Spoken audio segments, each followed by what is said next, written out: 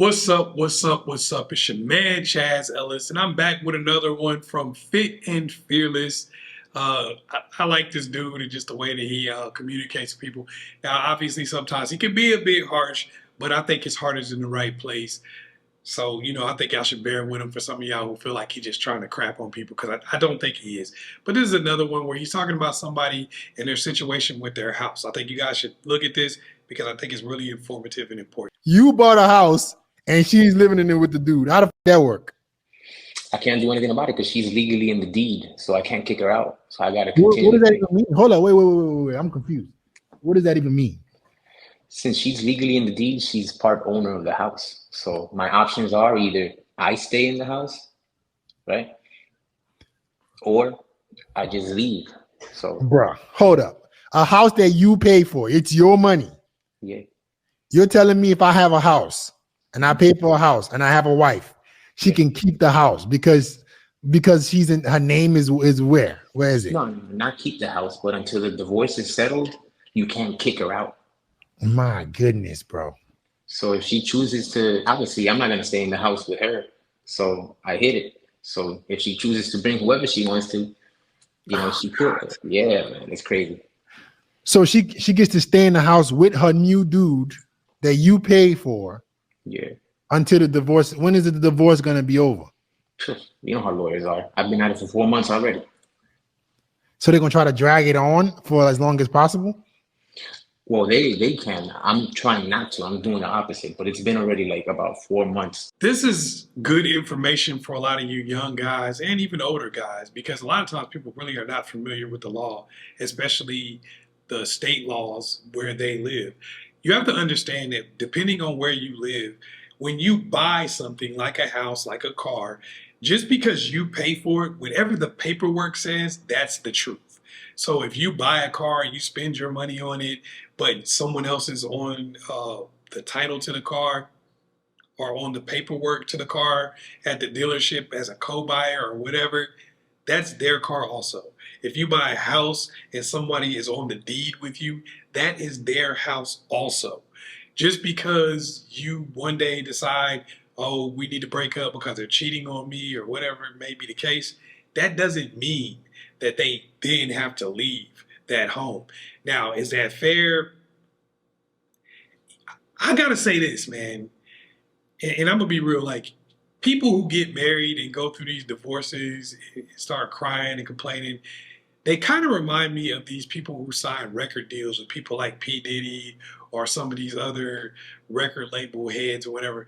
They sign these record deals, and at the time when they're about to get the whatever payout and they get put stuff on Instagram like, yo, I just signed a record deal, I'm balling, when they get the positives of it, they're just happy, they're sticking their chest out, see, y'all need to get like me and sign a record deal. They're doing that.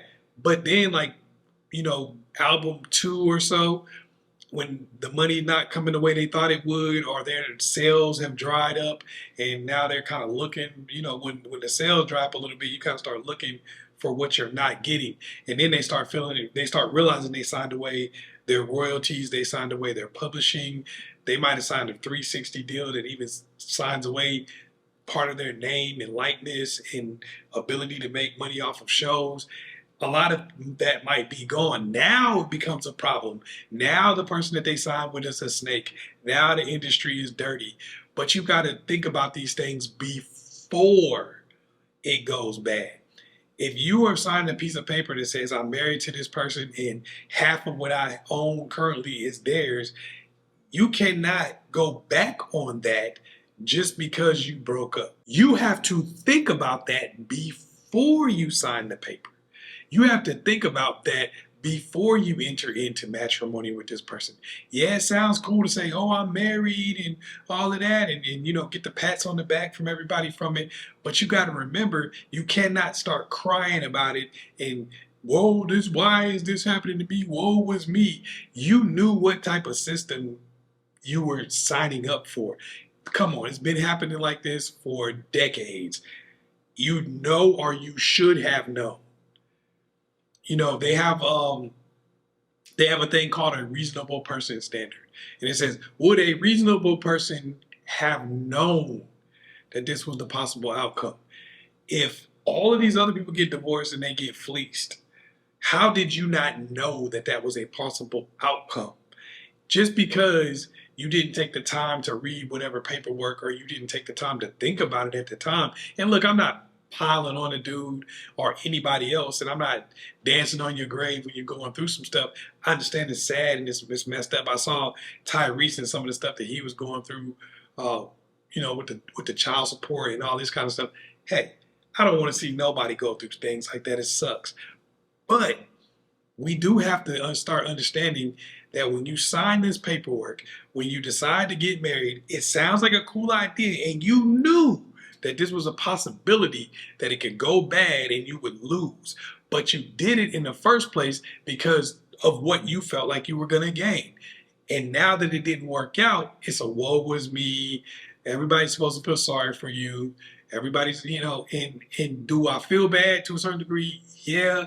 But at the same time, it's got to be a cautionary tale for other people to just not do it.